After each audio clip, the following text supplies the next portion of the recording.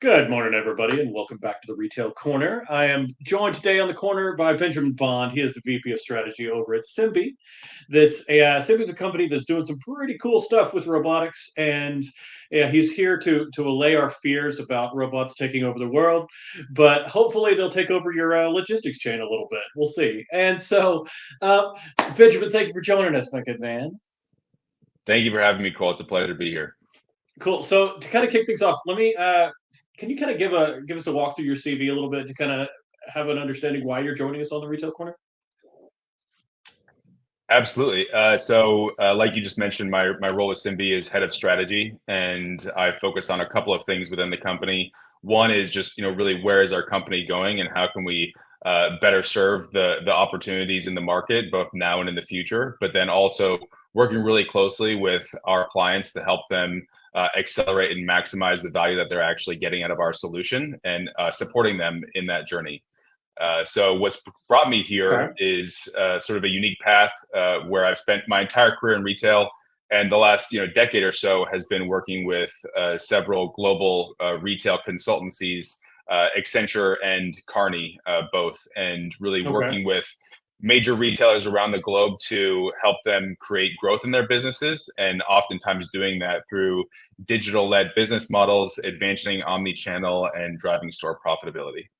So with the whole world of retail at your feet, why are you focusing on robotics? What made that difference?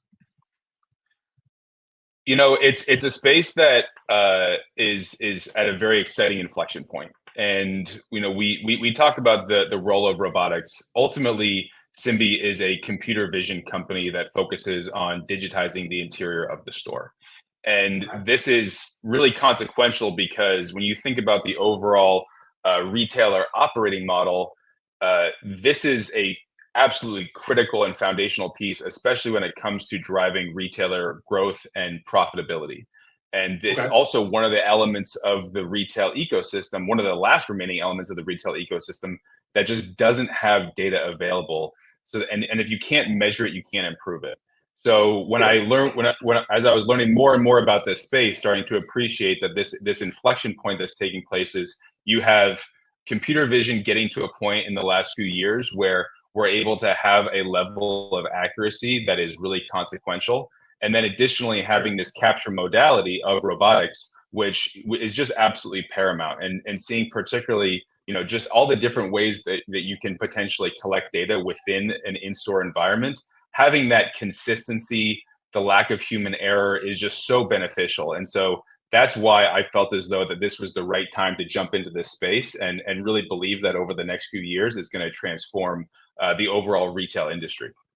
I mean, absolutely. But with I'm a loss prevention guy at heart. That's where I started out in retail and everything else. And so accuracy is huge for me. And you talked about visual data. You talked about different ways to collect data. How do you maintain that accuracy? Because it's so crucial. Like what are some common data accuracy issues that you're seeing?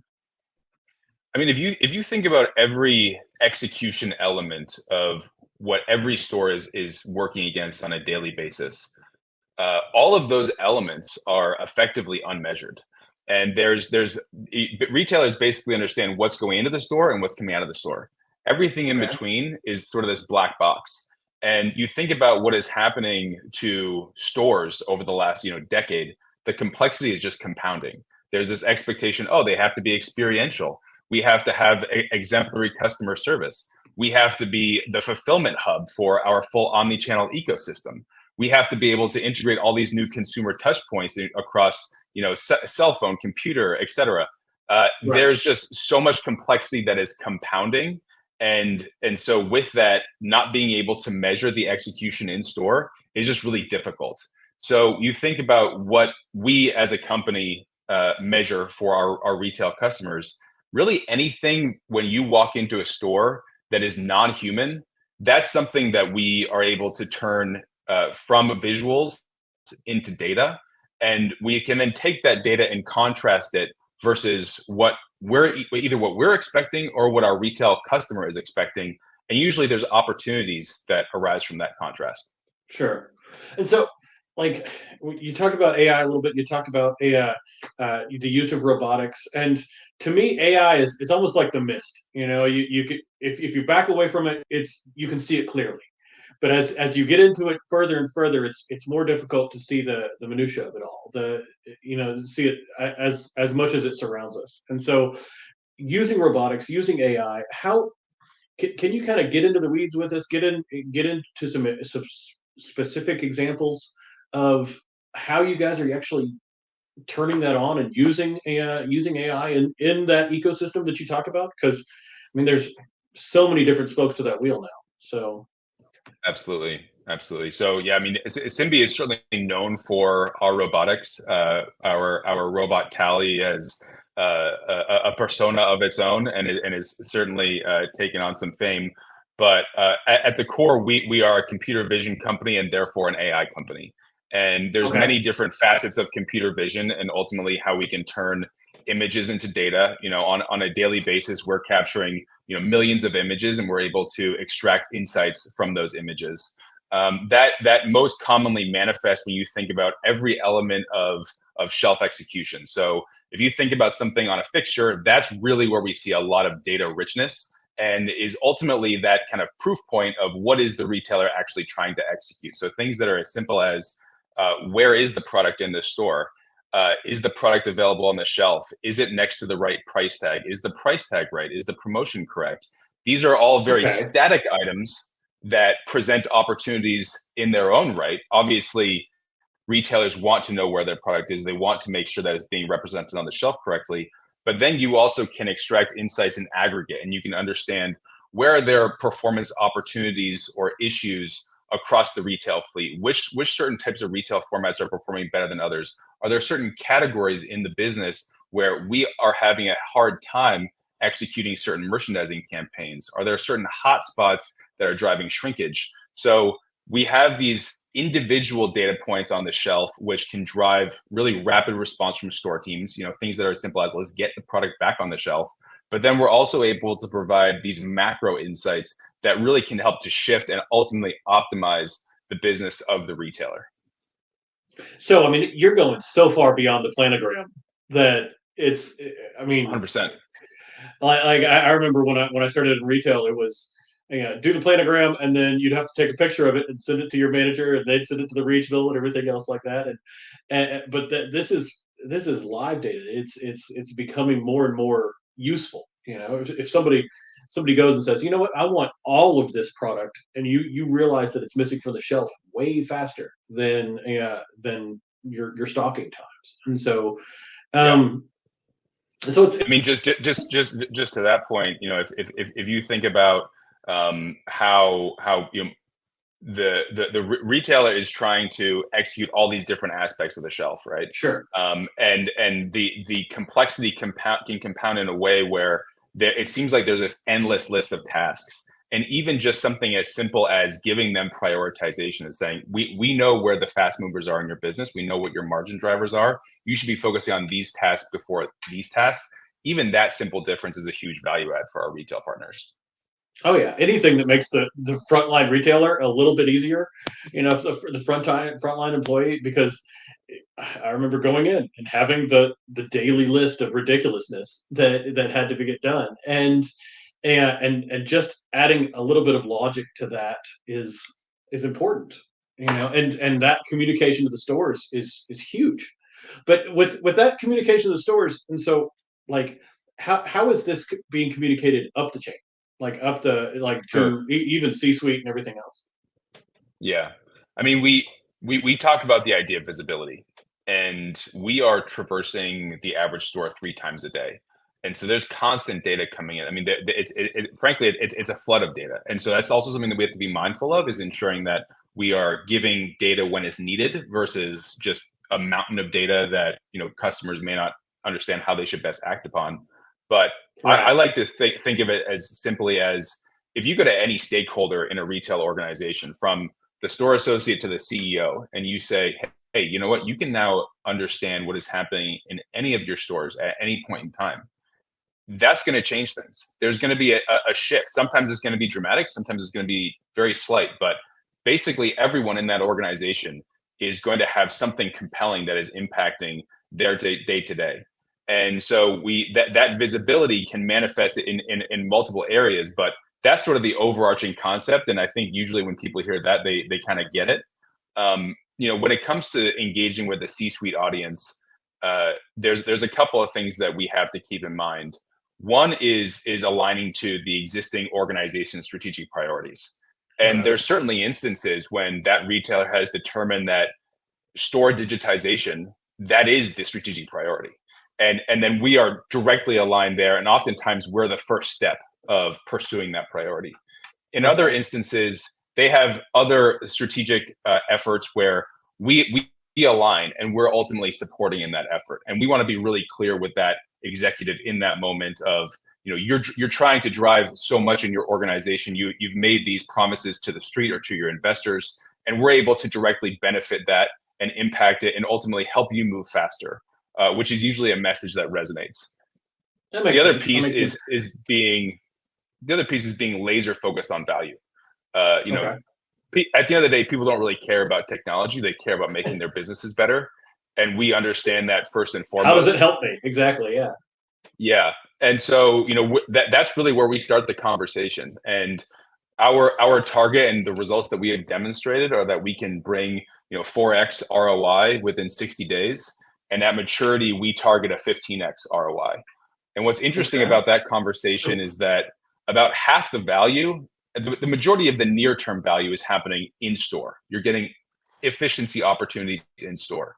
But over the longer term, about half that value is actually those upstream decisions that you were just talking about, and really being able to ingest this new highly consequential data set to start to optimize many other functions within the company.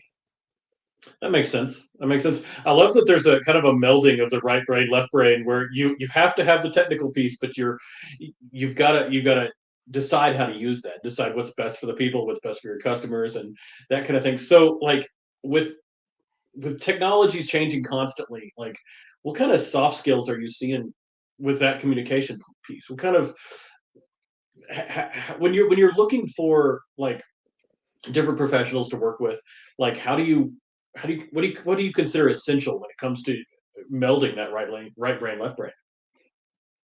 It's a great question, and we talk about like robotics, AI, automation. This is all about people, and Okay. actually, Simbe is not about replacing people. We support our customers in a reallocation of labor. We've actually never had a client who uses our technology to just reduce store labor. It's Good to actually hear. about Yeah. getting people focused on people.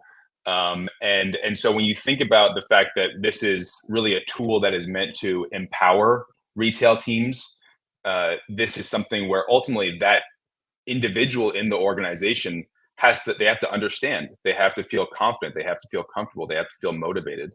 And so we're really thinking about not only how do we make this as user friendly as possible and make it really intuitive for them to actually be able to use this, but also what is the emotional side of it and being able to speak to that. And sometimes just the fact that this is a robot, some people are uneasy about that, and so we need to also address those concerns while ultimately getting them to a place where they're excited to use this technology. And that's actually what's shown up for us. 9 out of 10, Yeah. 9 out of 10 retail managers say that they would rather be doing their job with a tally in their store, and that sort of speaks for itself.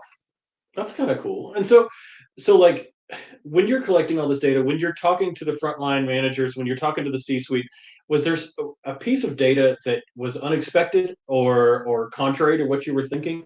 Was there when you were collecting all this data, is there something that surprised you?